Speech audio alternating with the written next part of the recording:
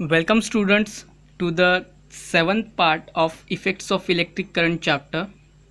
आणि आज आपण पाहणार आहोत alternating current and direct current हा टॉपिक. ओके, सो ह्याआधी तुम्ही ऐकलंही असेल मे बी की करंटचे दोन टाईप्स आहेत. कुठले तर A C and D C. Okay, A C means alternating current and D C means the direct current. Okay, so याआधीचे जे आपण या चॅप्टरमधले बाकी जे एक्सपेरिमेंट्स पाहिले त्यात वगैरे आपण direct current means the D C current आपण यूज केला होता. राईट, आपण जो सिम्बॉल दाखवला होता या प्रकारचा जो आपण सिम्बॉल दाखवतो होतो plus minus. Okay, that is for the D C current. ठीक आहे, तर आपल्या घरी जो सप्लाय येतो, जो एम एस सी बी बोर्डमधून आपल्या घरी जो इलेक्ट्रिकल सप्लाय येतो तो असतो A C means the alternating current. Okay, आणि इथले आपण जे काही आता एक्सपेरिमेंट जे तुम्ही केले आहे ते आपण ए सीचा यूज करून नाही केले तर ते डी सीचा यूज करून केले. ओके, सो मग हे ए सी आणि D C means alternating current आणि डायरेक्ट करंट हे आहेत काय बेसिकली.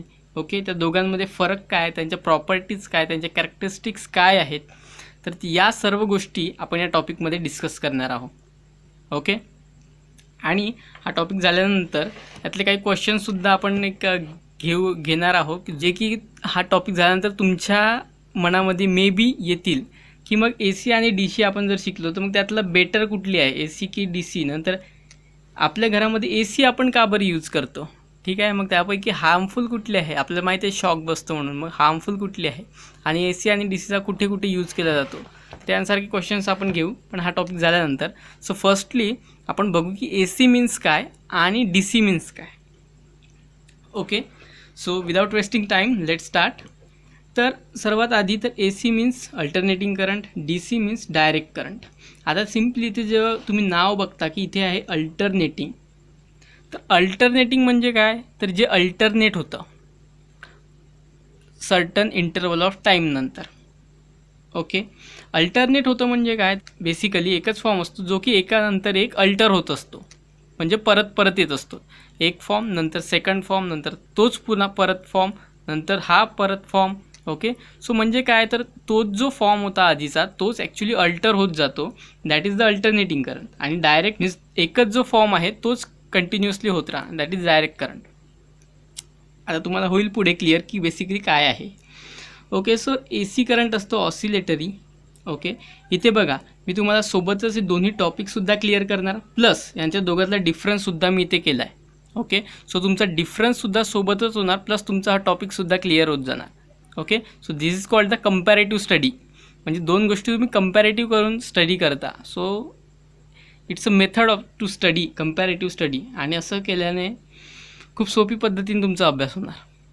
सो ए सी आणि डी सी मग काय आहे, तर ए सी आहे अल्टरनेटिंग करंट, डी सी आहे डायरेक्ट करंट. अल्टरनेटिंग म्हणजे आता तुम्हाला हे तर माहिती आहे की करंट म्हणजे काय, तर मोशन ऑफ इलेक्ट्रॉन्स, हे आपण शिकलो आहे आधीच्या पार्टमध्ये. Okay, so current means what, motion of electron. मग इथे बघा आले की अल्टरनेटिंग म्हणजे काय अल्टरनेट होणार, तर इलेक्ट्रॉनची जी मोशन आहे बेसिकली ती अल्टर होणार. Direct current, current means motion of electron, so direct means what, त्यांची जी मोशन आहे इलेक्ट्रॉन्सची ती सरळ सरळ होत राहणार. ओके, कशी तर ते बघा, तर पहिलं आहे की ए सी जो असतो तो असतो ऑसिलेटरी, तर तेच डी सी असतो नॉन ऑसिलेटरी. आता ऑसिलेटरी म्हणजे काय आणि नॉन ऑसिलेटरी म्हणजे काय. ओके, तर इथे बघा, इथे मी ग्राफ काढला, हा ए सीचा आहे आणि हा डी सीचा ग्राफ आहे. ए सी आहे ऑसिलेटरी. आता ऑसिलेटरी म्हणजे काय, तर जो ऑसिलेट होतो. ओके, तुम्ही पेंडुलम पाहिला असेल, तो एका फिक्स पॉईंटवर हेल्ड केला गेला असतो वरती आणि तो असा ऑसिलेट होत असतो. ओके, म्हणजे वरती कॉन्स्टंट असतो पण बेसिकली खालून तो असा ऑसिलेट होत असतो. Okay, so oscillation means what, की एका सर्टन इंटरवल ऑफ टाईम नंतर तो परत परत येत असतो, that is nothing but the oscillatory. Okay, so इथे बघा होतं काय की जो ए सी करंट आहे त्यात जे इलेक्ट्रॉन्स फ्लो होत असतात कंडक्टरमधून. ओके, करंटचे दोन्ही टाईप आहे, दोन्ही याच्यात इलेक्ट्रॉन्सचा फ्लो होणार, डी सीमध्ये सुद्धा आणि ए सीमध्ये सुद्धा. ओके, सपोज ही आहे वायर ज्यातून ए सी करंट फ्लो होतो आहे आणि ही आहे वायर ज्यातून डी सी करंट फ्लो होतो आहे. ओके, सो दोघांमध्ये डिफरन्स काय होणार की यातून जे इलेक्ट्रॉन्स फ्लो होणार, ओके, करंट म्हणजे मोशन ऑफ इलेक्ट्रॉन, तर यातून जे इलेक्ट्रॉन्स फ्लो होणार ते बेसिकली पुढे जाणार आणि नंतर मागे येणार, म्हणजे पुढे मागे हीच त्यांची जी आहे ती मोशन होणार, म्हणून त्याला अल्टरनेटिंग आणि ऑसिलेटरी म्हणतात. ओके, अल्टरनेट म्हणजे काय तर एकच पोझिशन त्याची वारंवार येत असते, आणि ऑसिलेटरी म्हणजे काय तर एका फिक्स ॲक्सिसच्या खाली आणि वर तो करंट ऑसिलेट होत असतो. जसं की पेंडुलमसाठी जो बघाल तर हा जो स्ट्रेट ॲक्सिस असतो हा ॲक्सिस असतो, आणि ज्याच्या इकडे आणि इकडे हा पेंडुलम जो आहे तो ऑसिलेट होत असतो. तर इथे सुद्धा सेम होतं की सपोज आता हा जो आहे हा वायर, आणि इथे तुम्ही जर लाईट बल्ब कनेक्ट केला, ओके, हा बल्ब आहे सपोज, ठीक आहे. तर हा जे इलेक्ट्रॉन्स आहे ते ॲक्च्युली इथून जातील, आधी ह्या बल्बमधून जातील, ओके, आणि सर्टन इंटरवल नंतर पुन्हा परत येतील त्याच बल्बमधून. ओके, म्हणजेच काय तर इलेक्ट्रॉन पुढे मागे होत आहे, म्हणजेच ते अल्टर होत आहे. So this is alternating current. Okay, तर तेच तुम्ही डायरेक्ट करंटमध्ये जर बघाल तर इथे जे इलेक्ट्रॉन्स आहेत ते ॲक्च्युली सरळ स्ट्रेट फ्लोच होत राहतात, that is the direct current. Okay, so ते इथे जर बल्ब असेल तर ते ॲक्च्युली इथून जाणार, या बल्बमधून जाणार, ओके, तो बल्ब ग्लो होणार आणि ते पुढे निघून जाणार सरळ. So that is nothing but the direct current. Okay, मग हा ऑसिलेटरी असतो, हा नॉन ऑसिलेटरी असतो. ठीक आहे, ऑसिलेशन म्हणजे काय तर जो ॲक्सिस आहे त्याच्या भोवती ते एका टाईम इंटरवलसाठी इकडे येणार, तर दुसऱ्या टाईम इंटरवलसाठी इकडे येणार, म्हणजे एका फिक्स ॲक्सिसच्या भोवती ते ऑसिलेट होणार, that is oscillatory. This is non oscillatory. ठीक आहे, नंतर magnitude and direction changes with time. Okay, तर मॅग्निट्यूड मीन्स वॉट आणि डायरेक्शन मीन्स वॉट. तर इथे बघाल जो ग्राफ आहे त्याच्यानुसार हा जो तुम्हाला कर्व दिसतोय ती आहे मॅग्निट्यूड. मॅग्निट्यूड म्हणजे काय तर व्होल्टेज, म्हणजे जे करंटचं जे व्होल्टेज आहे जे की AC करंटमध्ये, अल्टरनेटिंग करंटमध्ये, ते ॲक्च्युली करंट मॅग्निट्यूड आणि डायरेक्शन चेंज होतं टाईमनुसार. जसं जसं टाईम वाढणार तसं ते मॅग्निट्यूड एक हायवर जाणार, नंतर लोवर येणार, नंतर इथे पुन्हा 0 होणार आणि मग निगेटिव्हमध्ये जाणार आणि परत पुन्हा इथे इन्क्रीज होऊन 0वर, नंतर इन्क्रीज. सो इथे मॅग्निट्यूड जे आहे ते 0 इन्क्रीज, 0 डिक्रीज, 0 इन्क्रीज, अशा प्रकारे ते चेंज होतं. कशानुसार? टाईमनुसार. जसा टाईम वाढणार तसा. कसं तर इथे बघा, जेव्हा इलेक्ट्रॉन स्लो होतात ते ॲक्च्युली इथून जेव्हा सपोज एवढ्या इंटरवलमध्ये आपल्याकडे इलेक्ट्रॉन आहे एवढ्या अमाऊंटमध्ये, ओके, तर हे इलेक्ट्रॉन्स आधी या बल्बमधून जातील, म्हणजेच काय होणार तर ते इन्क्रीज होणार, नंतर संपले इथले पूर्ण इलेक्ट्रॉन्स की म्हणजेच काय झालं तर ती 0 स्टेट आली. ओके, ठीक आहे, आधी इथले इलेक्ट्रॉन इथपर्यंत आले सपोज, तर ती झाली मग ही जी आहे पॉझिटिव्ह स्टेट ती झाली. नंतर इलेक्ट्रॉन्स संपले, पूर्ण पास आउट झाले, मीन्स ती अगेन ही 0 स्टेट आली. अगेन इलेक्ट्रॉन्स परत येतील इथून पुन्हा, ओके, कारण ऑसिलेटर आहे, सो परत येतील तेव्हा ही झाली मग निगेटिव्ह स्टेट. अगेन 0वर येणार, इकडले पूर्ण संपल्यानंतर अगेन ते वाहणार, सो ही झाली मग अगेन तीस. So this is nothing but the magnitude is changing with time. आणि डायरेक्शन मीन्स वॉट तर इकडे आधी इकडे जात होता, नंतर इकडे जात होता, तर हेच डायरेक्शन आहे, आधी अपवर्ड डायरेक्शन नंतर downward direction. So magnitude and direction changes with time. तर तेच DC करंटमध्ये ते बघाल तर magnitude and direction remains constant. का बरं तर इथे मॅग्निट्यूड सपोज एवढे इलेक्ट्रॉन्स असतील तर ते सरळ फ्लो होत राहतील, मग इथून ते चालले गेले की मॅग्निट्यूड जो आहे तो कॉन्स्टंट राहणार, जो आता पास झाला आहे तोच पुढे सुद्धा पास होणार. सो इथे कॉन्स्टंट राहणार मॅग्निट्यूड, आणि डायरेक्शन जी आहे तीच राहणार कारण हा रिव्हर्स होत नाही. सो ग्राफच्या मदतीने त्याला ह्या पद्धतीने दाखवतात. सपोज 1 व्होल्टेज जर करंट असेल तो सरळ फ्लो होत राहणार, ओके, तो ऑसिलेट होणार नाही विथ टाईम. ठीक आहे, सेकंड पॉईंट. आणि हा त्याचा ग्राफ आहे.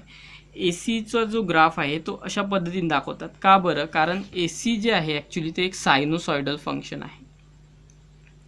आता सायनोसॉइडल म्हणजे काय तर त्याचा जो ग्राफ आहे तो ॲक्च्युली साइन फंक्शनसारखा बिहेव करतो. ओके, तुम्ही ट्रिग्नोमेट्रीमध्ये जे फंक्शन शिकलं आहे त्यातलाच एक फंक्शन आहे साइन फंक्शन, बरोबर. तर साइन फंक्शनसारखा ॲक्च्युली याचा ग्राफ बिहेव करतो. Okay, so that it is called as the sinusoidal function. जर तुम्ही AC करंटचा जर ग्राफ जर प्लॉट कराल तर तुम्हाला अशा पद्धतीचा ग्राफ भेटणार, म्हणून त्याला सायनोसॉइडल म्हणतात, म्हणजे साइन फंक्शनला फॉलो करणार. तर याचा ग्राफ जो आहे तो स्ट्रेट लाईन भेटतो DCचा. ओके, याचं जे सिम्बॉल आहे ACचं ते आहे या पद्धतीने दाखवतात त्याला. ओके, का बरं तर साईन वेव्ह आहे म्हणून असं साईनचं जे सिम्बॉल आहे ते दाखवतात. तर याचं सिम्बॉल जे आपण आधी वापरलं आहे तेच. ओके, मोठी जी की पॉझिटिव्ह दर्शवतं आणि लहान लाईन जी की निगेटिव्ह टर्मिनल, त्यालाच तुम्ही असं सुद्धा लिहू शकता.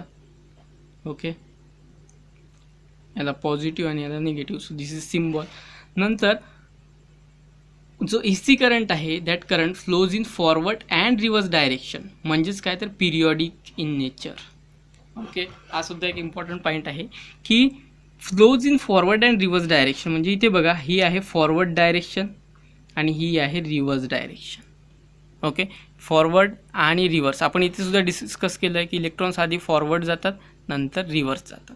ओके, सो दिस इज म्हणजे याला काय आहे तर पिरियॉडिक इन नेचर आहे. एक सर्टन इंटरवल ऑफ टाईम नंतर, म्हणजे बघा हा इथून तर याला इथपर्यंत जायला काही अमाऊंट ऑफ टाईम लागला असेल किंवा इथून इथपर्यंत जायला. ओके, तर तेवढ्याच टाईम नंतर म्हणजे एक्झॅक्टली इथे नंतर तो पुन्हा रिव्हर्स होतो आहे. बघा, हा इथून सपोज इथपर्यंत गेला आहे, नंतर इथून तो पुन्हा रिव्हर्स होतो आहे. ओके, म्हणजे याला इथून तर इथपर्यंत जायला जो टाईम लागला, सपोज 1 सेकंड असेल तर इथूनसुद्धा इथपर्यंत जायला त्याला 1 सेकंदच लागणार. आणि तो कसा होत आहे तर इथे फॉरवर्ड आणि इथे रिव्हर्सने.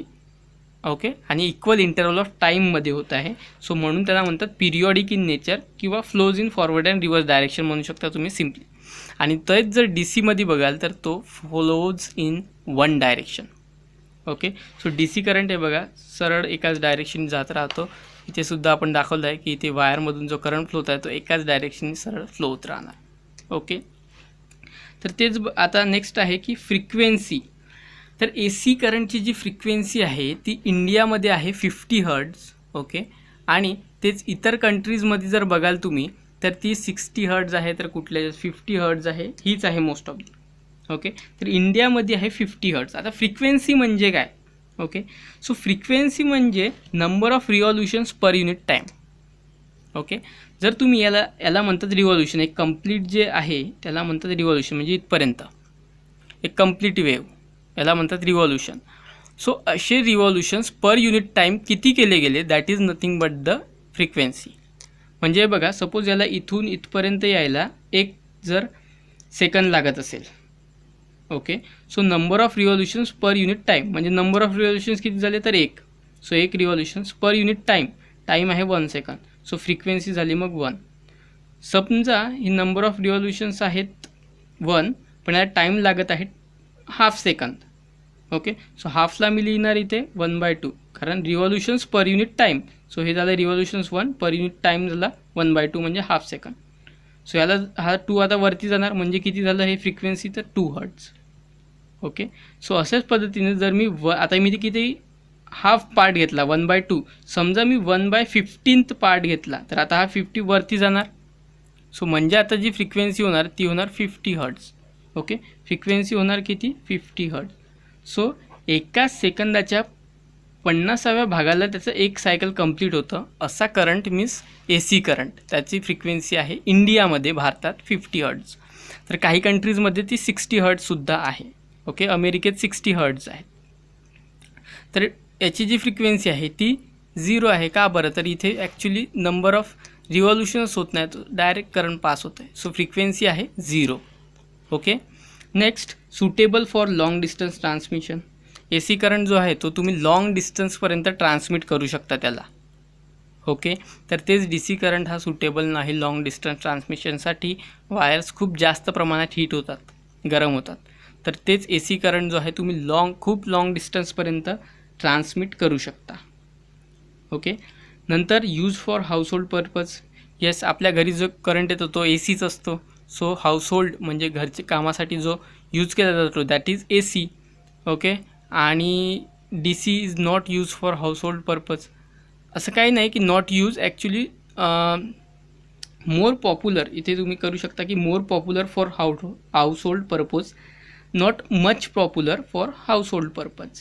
तेवढं पॉप्युलर नाही, कारण मोस्ट ऑफ दी केसेसमध्ये आपण ACच करंट यूज करतो. DC खूप कमी किंवा खूप रेअरली आपण त्याला यूज करतो. सो मोस्ट ऑफ दी आपण ACच यूज करतो, कारण आपल्या मीटरमधून सुद्धा आपल्याला AC करंटच येतो. ओके, सो हे बघा AC करंट आणि DC करंट काय आहे तर त्यांचा डिफरन्स तुम्हाला क्लिअर झाला असेल. ओके, म्हणजे बेसिकली आहे काय तर ते मोशन ऑफ इलेक्ट्रॉन्स आहे जे की इथे अल्टरनेट होत आहे, म्हणजे ऑसिलेट होत आहे सर्टन इंटरवल ऑफ टाईमनुसार, टाईमनंतर रिपीट होत आहे. तर तेच DCमध्ये तो सरळ फ्लो होत आहे करंट.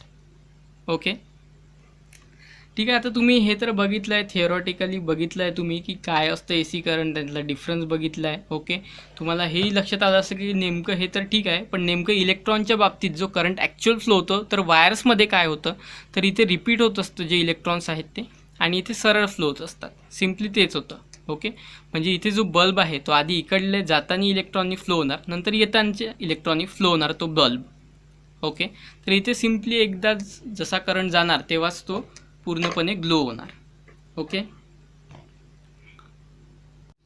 आता इथे ए सी आणि डी सीमध्ये जर बघाल तर जो करंट ॲक्च्युली एका ॲक्सिसच्या भोवती ऑसिलेट होतो ते सर्व ए सी असतात, आणि जो ऑसिलेट होत नाही ते सर्व डी सी असतात. ओके, मग सपोज तुम्हाला जर एखादा वेव जो आता इथे जो तुम्हाला ग्राफ दिला आहे त्याच प्रकारचा सपोज एखादा ग्राफ जर तुम्हाला असा दिलेला असेल, ओके, हा सपोज ग्राफ तुम्हाला आहे आणि ह्या ॲक्सिसच्या भोवती तो जर आहे तो करंट असा जर ऑसिलेट होत असेल तर मग तो ए सी आहे का? Okay, so option is yes, तो ए सी आहे. ओके, तो करंट जर सपोज अशा पद्धतीने होत असेल ऑसिलेट, ओके, अशा पद्धतीने होत आहे पण ह्या ॲक्सिस भोवती ऑसिलेट होत आहे, तर तो ए सी आहे का? सो येस, तो ए सी आहे. सपोज तुम्हाला ग्राफ असा दिला असेल आणि तो करंट असा ऑसिलेट होत असेल, ओके, तर तो ए सी आहे का? येस, तो सुद्धा ए सी आहे. म्हणजेच काय बेसिकली, तर जो करंट ॲक्सिस भोवती ऑसिलेट होतो, पिरियॉडिकली ऑसिलेट होतो, तो ए सी करंट असतो. ओके, इथे सर्टल अमाऊंट ऑफ टाईमनंतर तो जर रिपीट होत असेल तर that is A C current. तर तेच जर सपोज तुम्हाला असा ग्राफ दिलेला असेल आणि तो जो करंट आहे तो ॲक्सिसच्या आयदर या भागात किंवा या भागात, ओके, तो जरी मग इथे असा सुद्धा होत असेल किंवा इथे नुसता वरच्या भागात तो असा जरी दाखवला तुम्ही, ओके, साईन वेव्ह सारखा, परंतु एकाच भागात जर होत असेल तर तो मग डी सी आहे. का बरं? तो ॲक्सिसच्या एकाच भागाला आहे. हा ॲक्सिस आहे आपला, मग ओके, तर त्याच्या तो एकाच भागाला आहे. म्हणजे हे कधी कळणार आपल्याला? जेव्हा तुम्ही त्याचा ग्राफ प्लॉट कराल तेव्हा. ओके, त्यावरून तुम्ही सांगू शकता की तो ए सी आहे की डी सी आहे. ठीक आहे, मग आता ठीक आहे, तर तुम्हाला हे डिफरन्स वगैरे सर्व कळलं आहे. आता मला सांगा की ॲक्च्युली आपल्याला ए सी आणि डी सी सारख्या दोन करंट्सची गरज का पडली आहे की नाही? म्हणजे एकाच करंटनी काम चालत नव्हतं का? ओके, दोन करंट इन्व्हेंट करायची काय गरज होती? किंवा जो चांगला आहे त्यातला तोच का बरं यूज केला जात नाही? ओके, तर हे बघा, ॲक्च्युली जेव्हा करंटची जे इन्व्हेन्शन झालं, जेव्हा करंटचा शोध लागला तेव्हा सर्वात पहिला जो करंटचा शोध लागला तो होता डी सी करंट, म्हणजे डायरेक्ट करंट. ओके, कारण नेचरमध्ये सुद्धा आपल्या मोस्ट ऑफ द ठिकाणी जो आहे तो डायरेक्ट करंट आपल्याला पाहायला मिळतो. ओके, सो डायरेक्ट करंट जो आहे तो ॲक्च्युली सर्वात आधी इन्व्हेंट झाला होता आणि त्यानंतर काही याचे प्रॉब्लेम्स होते डायरेक्ट करंट नंतर, आणि त्याला ओव्हरकम करण्यासाठी नंतर टेस्लानी इन्व्हेंट केला ए सी करंट. ओके, टेस्लानी इन्व्हेंट केला ए सी करंट म्हणजे अल्टरनेटिंग करंट. ठीक आहे, तर याचे काही ॲडव्हान्टेजेस होते डी सीवर, त्यामुळे ए सी करंट जो आहे तो डॉमिनेट झाला आणि त्याला सगळीकडे यूज केलं जातं. ठीक आहे, तर दोन करंट याच्यासाठी आले की समजा ए सी जर आधी जर इन्व्हेंट झाला असता तर मे बी डी सीला कोणी इन्व्हेंट करायचा विचारही केला नसता, किंवा केलाही असता तरी ए सीज डॉमिनेट करून तोच आपण यूज केला असता. म्हणजे बेसिकली हे दोन नेचर जे आहे फ्लो ऑफ इलेक्ट्रॉन्सचे ते एक्झिस्ट करतात नेचरमध्ये, म्हणून आपल्याकडे दोन्ही करंट आहेत. ओके, आणखी कुठले जर असतील तर ते फ्युचरमध्ये सुद्धा शोधले जातील. म्हणजे एनर्जीचे ट्रान्सफर करायचे जे वेज आहेत ते आणखी आपल्याकडे वाढू शकतात, पॉसिबली आहे. ओके, ठीक आहे, मग आता दोन करंट्स आहे, ठीक आहे, मग यांच्यामध्ये बेटर कुठलं आहे? ओके, तर हे बघा, ए सी आणि डी सी यातला बेटर कुठला आहे? तर प्रत्येक दोन्ही करंट जर बघाल तर एका ॲस्पेक्टसाठी दोन्हीही जे आहे ते आपापल्यामध्ये बेस्ट आहेत. म्हणजे काही गोष्टींसाठी ए सी चांगला आहे तर काही गोष्टींसाठी डी सी चांगला आहे. ओके, जसं की लॉंग डिस्टन्स ट्रान्सपोर्टेशन म्हणा, म्हणजे खूप अंतरावर करंट जर पाठवायचं असेल तर ए सी चांगला आहे. ओके, तसंच तुम्ही जर म्हणाल की तुम्हाला जर स्टेबल आउटपुट पाहिजे असेल तर मग डी सी चांगला आहे. एन्व्हायरमेंट फ्रेंडली सोर्स पाहिजे असेल तर मग डी सी चांगला आहे. ओके, तसं स्मॉल इलेक्ट्रॉनिक गॅजेट जे आहे तर ते ए सी हँडल करू शकत नाही ए सी करंट, तर त्यांच्यासाठी डी सी करंट जो आहे तो चांगला आहे. कारण तुम्ही बघाल तुमचा मोबाईल जो आहे तो डी सी करंटवर चालतो, म्हणजे त्यात बॅटरी असते, बरोबर ना? आत्ताच आपण आधी जे एक्सपेरिमेंट बघितले बघा, त्यात सर्व ठिकाणी आपण बॅटरी यूज केली. सो बॅटरी प्रोव्हाइड करते एक डी सी करंट सोर्स. म्हणजे ज्यात बॅटरीज आहेत ते सर्व DC वर चालतात. ओके, सो AC जो आहे तो प्रॉफिटेबल याच्यासाठी की लॉंग डिस्टन्स ट्रान्समिशन तुम्ही करू शकता त्याच्यात. आणखी ACमध्ये काय करू शकता तर तिथे तुम्ही जे आहे स्टेप डाऊन किंवा व्होल्टेजमध्ये स्विचिंग आहे, म्हणजे तुम्हाला जर एक पर्टिक्युलर अमाऊंट ऑफ व्होल्टेज पाहिजे असेल, जसं आपल्या घरी येतं ते 220 वोल्ट असतं, परंतु कुठलं गॅजेट जर सपोज 1110 वोल्टवर रन होत असेल तर मग त्या व्होल्टेजला कमी करणं किंवा एखाद्या वेळी त्याला जास्त करणं, हे स्विचिंग जे आहे ते म्हणजे त्याला म्हणतात step up step down. Okay, तर हे करणं हे ACच्या केसमध्ये सुटेबल आहे. ओके, आणि आणखीच दोघांचेही असे बरेच काही ॲडव्हान्टेजेस आहेत. म्हणजेच काय तर यातला चांगला कुठला आहे नेमका हेच काही सांगता येत नाही. तुम्हाला नेमकी कुठली प्रॉपर्टी पाहिजे त्यानुसार तुम्ही करंट सिलेक्ट करू शकता. म्हणजे ACसुद्धा चांगलं आहे तर त्याचे काही डिसॲडव्हान्टेजेससुद्धा आहे, तसंच DCसुद्धा चांगलं आहे तर त्याचेसुद्धा काही डिसॲडव्हान्टेजेस आहे. ओके, मग नेक्स्ट क्वेश्चन आहे की so which one is better. So दोन्हीही बेटर आहे, डिपेंड करतं की तुम्हाला काय यूज करायचं आहे, आणि डिसॲडव्हान्टेजेससुद्धा आहेत दोघांचे पण. Okay, why AC is used in our house.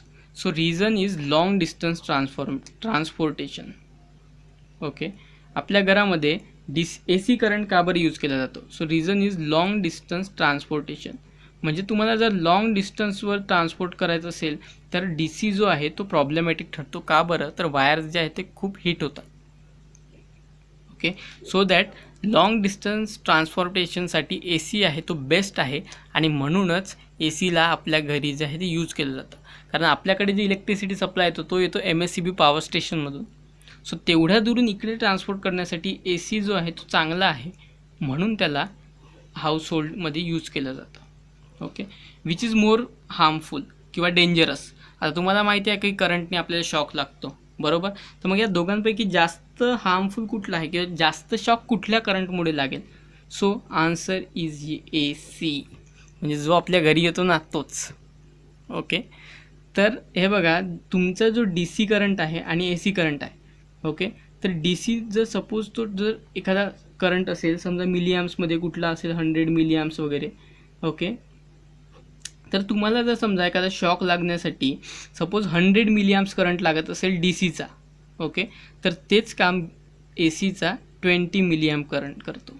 म्हणजे बघा एवढंसं स्मॉल करंटसुद्धा तुम्हाला शॉक देण्यासाठी पुरेसा आहे, तर तेच DCचा खूप जास्त करंट लागतो. म्हणजे खूप जास्त करंट लागतो जर तुम्हाला शॉक हवा असेल तर. ओके, सो म्हणजे हार्मफुल कुठला आहे सगळ्यात जास्त तर AC करंट इज हार्मफुल, कारण छोट्याशा करंटने देखील तुम्हाला शॉक लागू शकतो. म्हणजे 4 ते 5 टाईम्स जास्त हार्मफुल आहे. आणि where we can use this AC and DC. तर हे बघा जे काही आपले हाऊसहोल्ड इक्विपमेंट्स आहेत, मोठे गॅजेट्स, त्यामध्ये सर्वांमध्ये AC यूज केला जातो. तर जे इलेक्ट्रॉनिक डिव्हायसेस आहेत, ओके, जे छोटे छोटे इलेक्ट्रॉनिक डिव्हायसेस आहेत ते ॲक्च्युली AC करंट हँडल करू शकत नाही. सो त्यामुळे त्यांच्यामध्ये DC करंट यूज केला जातो. ठीक आहे. सो आय होप की तुम्हाला हे क्वेश्चन्स आणि हा टॉपिक जो आहे तो क्लिअर झाला असेल. ओके, नाव नेक्स्ट टॉपिक आपण पाहणार आहोत इलेक्ट्रिक जनरेटर. ओके, सो आता यात बघा जनरेटर याच्या नावातच तुम्हाला दिलेलं आहे जनरेटर. ओके, सो हे नाव ऐकल्यावरच तुम्हाला लक्षात यायला पाहिजे की जनरेटर मीन्स वॉट, जनरेट करणे. ओके, सो हे काय जनरेट करतं तर इलेक्ट्रिसिटी, म्हणून त्याला म्हणतात electric generator. Okay, so electric generator म्हणजे याची डेफिनेशन तुम्ही असं करू शकता की device use to produce electricity is called electric generator. Okay, so हे झालं याचं सायंटिफिकली याला जनरेटर म्हणतात. परंतु जेव्हा तुम्ही इंडस्ट्रीयल लेवलला जाता किंवा इंडस्ट्रीजमध्ये जाता तेव्हा याला टर्बाईन असं म्हटलं जातं. ओके, सो कोणती तुम्हाला म्हटलं टर्बाईन्स म्हणजे काय किंवा जनरेटर म्हणजे काय तर आता तुम्हाला कळलं आहे. ओके, आणि टर्बाईनसुद्धा सेम थिंग आहे जशी जनरेटर असते तशी. ओके, मग आता हे जनरेटर म्हणजे नेमकं असतं काय. सो बेसिकली काही नाही, यात सिम्पली एक कॉईल असते. ओके, कॉईल मोस्टली सर्क्युलर जी आहे ती यूज केली जाते, ज्याला वाइंडिंग्स वगैरे असतात. ओके, तर ही जी कॉईल असते ती बेसिकली एक्सटर्नल सोर्सेसद्वारे मूव्ह केली जाते आणि त्यापासून इलेक्ट्रिसिटी जी आहे ती निर्माण केली जाते. ओके, जसं की वाइंड एनर्जी तुम्ही बघितली असेल तर जे फॅन्स असतात ॲक्च्युली हिल्सवर लावलेले, ओके, ते हवेच्या मदतीने फिरतात आणि त्याला अटॅच असते ही कॉईल, जिला की मॅग्नेटिक फील्डमध्ये नंतर ठेवलं जातं आणि त्यापासून इलेक्ट्रिसिटी बनते. ओके, कशी ते आपण डिटेलमध्ये पाहणार आहोत. जस्ट तुम्हाला सांगतो आहे की जे वाइंड मिल्स वगैरे आहे किंवा तुम्ही थर्मल पॉवर प्लांट्स पाहिले असतील ज्यात स्टीमच्याद्वारे ही जी कॉईल आहे ते मूव्ह केली जाते. तसेच हायड्रो इलेक्ट्रिक पॉवर प्लांट्स असतात ज्यात वॉटरच्याद्वारे ही कॉईल जी आहे ती मूव्ह केली जाते. ओके. तसेच काही जिओथर्मलसुद्धा असतात ज्यात अर्थमधून जी आहे ते हीट काढली जाते आणि त्याच्याद्वारे ही कॉईल मूव्ह केली जाते. सो असे डिफरंट टाईप्सचे जे आहेत जे टर्बाईन्स आहेत किंवा जनरेटर्स आहेत. ओके, ज्यापासून इलेक्ट्रिसिटी जी आहे ती बनवली जाते. Okay. So generator means what? Device use to produce electricity. आता ही इलेक्ट्रिसिटी मग नेमकी बनवली कशी जाते किंवा कुठल्या बेसिसवर किंवा कुठल्या प्रिन्सिपलवर हे जनरेटर काम करतं. Okay. So this generator or turbine is based on the principle of electromagnetic induction. Okay. So कुठल्या प्रिन्सिपलवर ही बेस्ड आहे? तर principle is of electromagnetic induction. Okay. काय आहे electromagnetic induction? So when a current carrying conductor is placed in magnetic field, okay, it experiences a force, right, हे आपण शिकलो आहोत. अँड त्याच्यात जर एक्झॅक्ट आपण अपोजिट केलं, जर त्याला मेकॅनिकली आपण जर मूव्ह केलं तर तीच मॅग्नेटिक फील्ड जी आहे आपल्याला इलेक्ट्रिक करंट इंड्यूस करून देते त्या कॉईलमध्ये. ओके, ज्याला की आपण म्हणतो law of induction. So this is the electromagnetic induction, जे की आपण याच्या आधीच्या पार्टमध्ये इन डिटेल एक्सप्लेन केलं आहे. ओके. त्याचे जे आपण एक्सपेरिमेंट्स घेतले होते त्यात काय केलं होतं आपण की एका मॅग्नेटवर ॲक्च्युली कॉईलला जेव्हा आपण मूव्ह केलं किंवा जे वायर होती त्याला जेव्हा मूव्ह केलं तेव्हा आणि गॅल्व्हॅनोमीटर कनेक्ट करून आपण बघितलं की तिथे काय डिफ्लेक्ट होत होता. तो जो पॉइंटर आहे तो डिफ्लेक्ट होत होता, which suggest that electric current is induced in the coil. ठीक आहे. So that is nothing but the electromagnetic induction. Okay. म्हणजेच काय तर जेव्हा दोन मॅग्नेट्समध्ये तुम्ही एखाद्या कॉईलला मूव्ह कराल तेव्हा त्या कॉईलमध्ये करंट इंड्यूस होणार, म्हणजेच काय तर इलेक्ट्रिसिटी जी आहे ती प्रोड्यूस होणार. आता जे एक्सपेरिमेंट आपण केले त्यात ॲक्च्युली खूप कमी जी आहे ती इलेक्ट्रिसिटी प्रोड्यूस होत होती. तर जे ॲक्च्युअल जनरेटर्स किंवा टर्बाईन्स असतात त्यात जी आहे ती अरेंजमेंट थोडी ॲडव्हान्स असते. ओके. तिथली कॉईलसुद्धा मोस्टली राऊंड फॉर्म आणि नंबर ऑफ टर्न्स तिथे यूज केले जातात. ओके. आणि नॅचरली मोस्टली प्रोड्यूस करण्याचा प्रयत्न तिथे केला जातो. ओके. आणि खूप लार्ज अमाऊंटमध्ये एनर्जी इलेक्ट्रिसिटी जी आहे ती प्रोड्यूस केली जाते आणि पूर्ण सिटीला जी आहे ती इलेक्ट्रिसिटी देन सप्लाय केली जाते. ओके. सो इथे होतं काय बेसिकली तर मग mechanical energy is getting converted into electrical energy. Okay. तुम्ही जर मोटारमध्ये बघितलं असेल तर एक्झॅक्ट जे आहे त्याच्या अपोजिट काही गोष्टी इथे इलेक्ट्रिकल जनरेटरमध्ये होतात. ओके. मोटारमध्ये काय होतं तर इलेक्ट्रिसिटी आपण सप्लाय करतो आणि आपल्याला आउटपुट मेकॅनिकल एनर्जी भेटतं, बरोबर. तर इथे इनपुट जे आहे जनरेटरमध्ये ते आपण मेकॅनिकल एनर्जी देतो. ओके. म्हणजे ती कॉईल जी आहे ती आपण मेकॅनिकली मूव्ह करतो, म्हणजे स्वतः एनर्जी खर्च करून, आणि त्याच्या बदल्यात आपल्याला इलेक्ट्रिकल एनर्जी आउटपुट मिळतं. सो इथे mechanical energy is getting converted into electrical energy. Okay. So I hope की आता जनरेटर म्हणजे काय आहे, कसं काम करतं हे तुम्हाला कळलं आहे. ओके. पण आता मग आपण वळूया याच्या ॲक्च्युअल वर्किंगकडे आणि त्याच्या कन्स्ट्रक्शनकडे. ओके. सो आता हे बघा, हे जे जनरेटर आहे बेसिकली हे सुद्धा दोन टाईप्सचे असतात.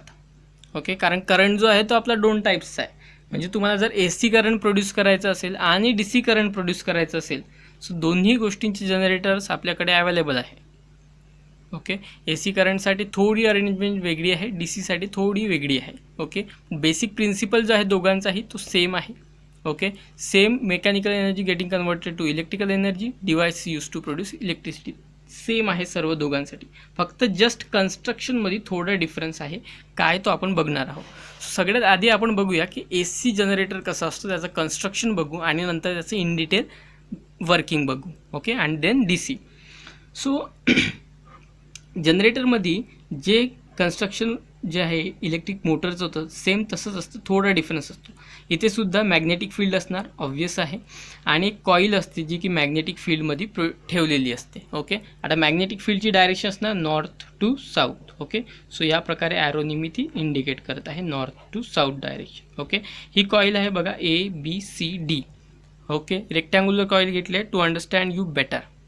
ओके. आणि इथे बघा काय आहे तर हा जो एंड आहे याला मी कनेक्ट केला आहे इथे ह्या स्लिप रिंग्सना. ओके. ही रिंग कंटिन्यू आहे अशी, मीन्स सर्कल आहे आणि त्याच्यामध्ये ॲक्सेल आहे. ओके. आणि ही रिंग बघा ही एका पॉईंटला कनेक्ट आहे या कॉईलच्या, दुसऱ्या पॉईंटला नाही. ओके. इथे कनेक्ट आहे आणि इथे याला कनेक्ट आहे एक कार्बन ब्रश जो की या वायरला कनेक्ट आहे पुढे. ओके, आणि इथे गॅल्व्हनोमीटर कनेक्ट आहे. तसंच ही जी सेकंड एंड आहे ते कनेक्ट आहे इथे दुसऱ्या स्लिप रिंगला. ही आहे स्लिप रिंग. ओके, ही कंटिन्यू अशी गोल आहे. त्याला मदत ॲक्सल आहे. कशासाठी? तर ओन्ली फक्त त्याचं ॲक्सलचं काम काय आहे तर त्या रिंग्सना फक्त पकडून ठेवणं किंवा जागेवर ठेवणं. That's it. ओके, त्याला कनेक्टेड आहे मग इथे कार्बन ब्रश जो की या वायरला देन कनेक्टेड आहे.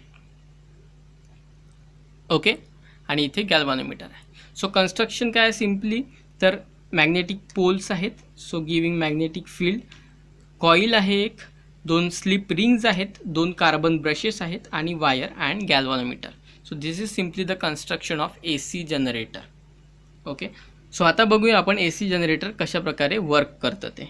ओके, सो तुम्हाला सिम्पली मी समजवण्यासाठी हे बघा, ॲक्च्युली मी एक कॉईल बनवली आहे सो दॅट मी तुम्हाला प्रॉपरली एक्सप्लेन करू शकेल की कशा प्रकारे ॲक्च्युली हे काम करतं. ओके, सो आता बघा इथे चेंज कुठली गोष्ट होणार आहे तर आपल्याला बेसिकली मेकॅनिकली ही कॉईल मूव्ह करायची आहे, मॅग्नेटिक फील्ड नाही. सो इथे चेंज काय होणार तर सिम्पली ती कॉईल होणार फक्त, मॅग्नेटिक फील्ड तशीच राहणार आणि या कॉईलमध्ये इंड्यूस करंट जो आहे तो इंड्यूस होणार. ओके, ठीक आहे. तर आता हा जो लॉ ऑफ इंडक्शन आहे त्यात आपण बघितलं की तो दिला जातो राईट हँड थंब रूलनुसार, फ्लेमिंग्ज राईट हँड थंब रूलनुसार. बरोबर, काय तर हा जो आहे मोशन ऑफ कंडक्टर, ही आहे मॅग्नेटिक फील्ड आणि middle finger gives the direction of induce current. Okay, so त्यानुसार हा लॉ जो आहे तो काम करतो. मग आता इथे बघाल ही कॉईल जी आहे ती मॅग्नेटिक फील्डमध्ये मी ठेवली. ओके, इथे मॅग्नेट्स आहे दोन्ही बाजूला आहे, कन्सिडर करा तुम्ही, राईट. आणि ही कॉईल आहे जे की मी तुम्हाला शो करणार आहे. आता बघा ही कॉईल जी आहे त्याला जर मी अशी मूव्ह केली, ओके, मीन्स या डायरेक्शनला अशी, राईट, तर ही कुठली झाली क्लॉकवाईज, म्हणजे क्लॉकच्या डायरेक्शनने फिरता येते. सो मी क्लॉकवाईज जेव्हा मूव्ह करतो तर ऑब्व्हियसली ती मॅग्नेटिक फील्डमध्ये मूव्ह होत असल्यामुळे लॉ ऑफ इंडक्शननुसार तिच्यात करंट जो आहे तो इंड्यूस होणार. मग तो मी देणार राईट हँड थंब रूलनुसार. ओके, सो इथे बघाल तर मी ह्या कॉईलला अशा पद्धतीने मूव्ह करतो आहे clockwise, right. So clockwise move करत असल्यामुळे त्याची जी मोशन ऑफ कंडक्टर आहे ते हे येणार अपवर्ड, बरोबर आहे, अशा पद्धतीने. आणि डायरेक्शन मॅग्नेटिक फील्डची हा इंडेक्स फिंगर किंवा रिंग फिंगर देणार. ओके, सो मॅग्नेटिक फील्डची डायरेक्शन ही आहे आणि ही आहे मोशन ऑफ कंडक्टर. तर आता बघा माझं मिडल फिंगर पॉईंट करतं आहे इकडे, मीन्स जो करंट इंड्यूस होतो आहे कॉईलमध्ये तो या डायरेक्शनने होतो आहे. ओके, फ्लेमिंग्ज राईट हँड रूलनुसार, राईट. सो करंट जो इंड्यूस झाला आहे बेसिकली तो झाला आहे या कॉईलमधून, मीन्स ABRमधून, ABCD. सो ABRमधून अशा पद्धतीने करंट इंड्यूस झाला आहे. ओके, ठीक आहे. आता इथे जर बघाल तुम्ही तर इथे मॅग्नेटिक फील्डची जी डायरेक्शन आहे ती आहे या ओके, सो मी याला शो करणार अशा पद्धतीने. आणि जे मोशन आहे कंडक्टरचं ते बघा हा असा मूव्ह होत आहे, म्हणजे ही जी कॉईल आहे ही जी साईड आहे ती आतमध्ये जाते, बरोबर. सो मोशन होणार मग अंडर आतमध्ये. आणि हे बोट जे आहे मिडल फिंगर जे इंडेक्स फिंगर आहे ते याची डायरेक्शन इंडिकेट करणार. आणि सो मिडल फिंगर जर बघाल तर ते या डायरेक्शननी येतं, म्हणजे जो करंट इंड्यूस झाला आहे बेसिकली तो इकडे झाला आहे. ओके, सो आता तुम्हाला लक्षात आलं असेल की जो करंट इथे इंड्यूस होतो आहे जेव्हा मी कॉईलला क्लॉकवाईज मूव्ह करतो तेव्हा, तर तो ABCD अशा पद्धतीने झाला आहे, बरोबर. ओके, ठीक आहे. आता बघा ही जेव्हा कॉईल मूव्ह होणार आणि या डायरेक्शनमध्ये येणार, ओके, तर आता बघा ही झाली मग CD आर्म आणि ही झाली AB आर्म मूव्ह झाल्यामुळे, बरोबर. ही AB होती तर ती इकडे आली आहे बघा. पण जेव्हा ही परपेंडिक्युलर येते आणि थोडी मूव्ह होते, आता बघा काय झालं आहे की ही होती AB आर्म, सो ही आहे तुमची AB आर्म, ही इथे आली आहे बघा. ओके, आधी जो करंट झाला होता तो अशा पद्धतीने झाला होता ABCD, म्हणजे इकडनं बाहेर निघत होता. ओके, सो ही आहे बघा इकडनं बाहेर येत होता तर तो इकडे आला आहे. आता बघा काय होतं आहे की ही जी कॉईल आहे ती ॲक्च्युली वरती येत आहे. सो इथे काय होणार तर जेव्हा मी हा रूल अप्लाय करणार तर ही कॉईल येत आहे वरती, ही झालं मोशन, ही झाली मॅग्नेटिक फील्ड. आणि हे बघा करंट जो आहे तो आतमध्ये इंड्यूस होत आहे. करंट जो आहे तो आतमध्ये इंड्यूस होतो आहे, जेव्हा की आधी जो करंट होता तो इथून बाहेर निघत होता आणि आता तोच करंट इथे आतमध्ये जात आहे. म्हणजेच काय तर करंट जो आहे तो रिव्हर्स होत आहे. म्हणजेच हा कुठला करंट झाला मग तर तो AC करंट झाला. का बरं, तर A C current is repeating itself after a certain time of interval. Okay, certain time इंटरवलनुसार तो हा स्वतःला रिपीट करताय. That means it is an alternating current or A C current. तर याच्या एक्झॅक्ट अपोजिट इथे होणार करंट, बरोबर. म्हणजे करंट जो आहे तो जेव्हा कॉईल अशी होती तेव्हा करंट इथून इथे ए बी सी डी असा फ्लो होत होता. तर जेव्हा कॉईल रिमूव्ह किंवा मूव्ह झाली तेव्हा करंट जो आहे तो इथून असा फ्लो व्हायला लागला, म्हणजे डी सी बी ए. ओके, म्हणजे उलट फ्लो व्हायला लागला. सो हे जे कॅरेक्टरिस्टिक आहे ते कशाचं आहे, तर ए सी करंटचं आहे.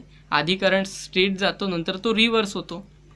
Okay, so this is an A C generator. Means म्हणजे इट्स काय, तर इथे आपल्याला ए सी करंट भेटतोय.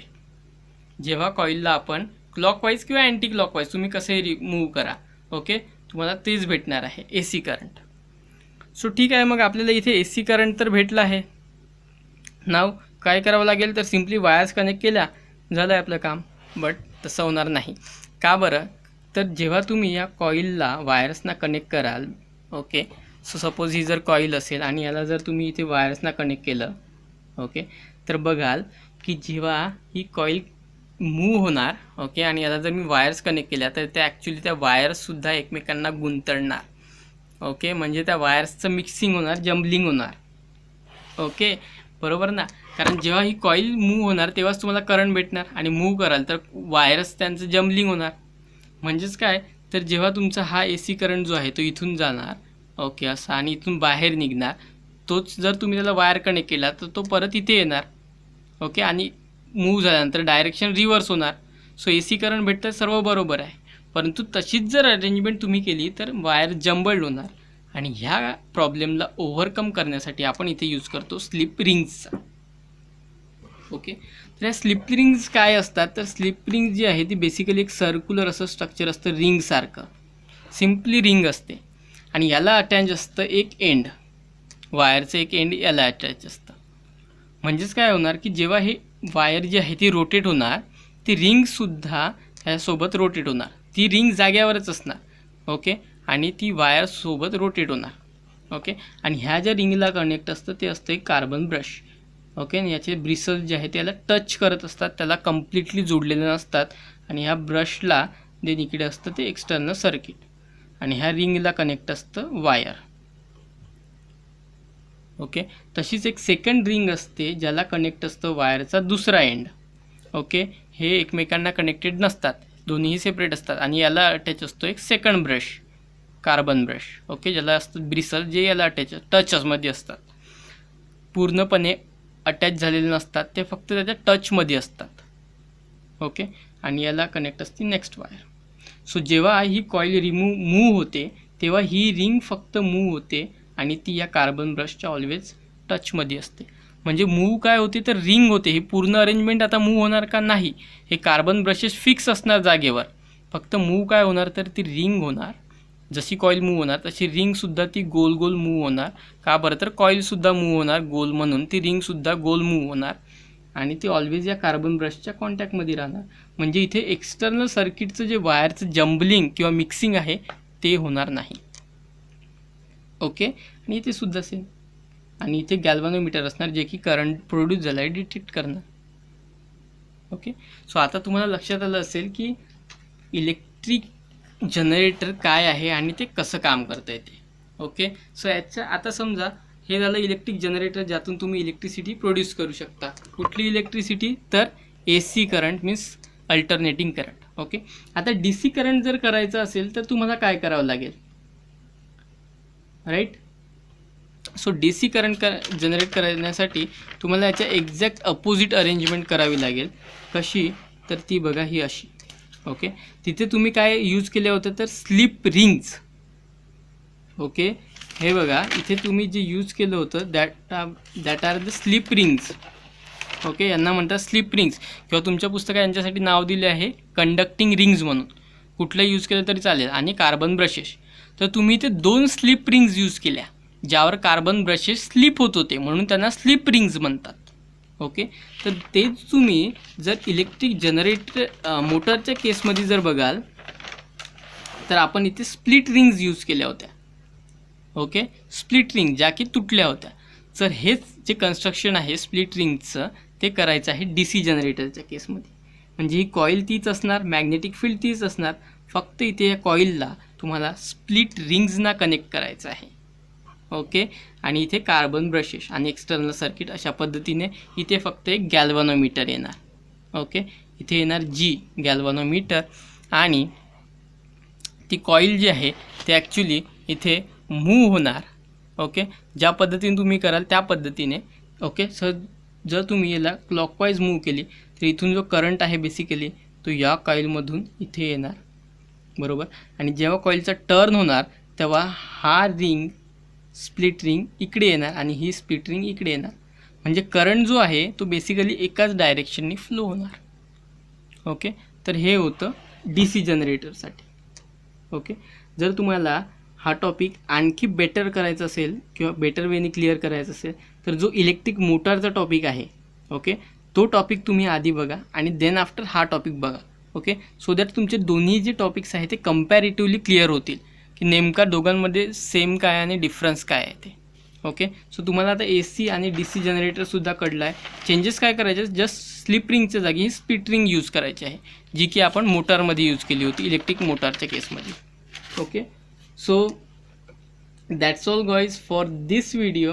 आणि आय होप की तुम्हाला हा व्हिडिओ आवडला असेल, माझं शिकवणंसुद्धा तुम्हाला आवडलं असेल. ओके. तर चॅनलला जर सबस्क्राईब नसेल केलं तर प्लीज सबस्क्राईब करा, शेअर करा आणि लाईक करा. Okay. So thanks for watching. भेटूया नेक्स्ट पार्टमध्ये.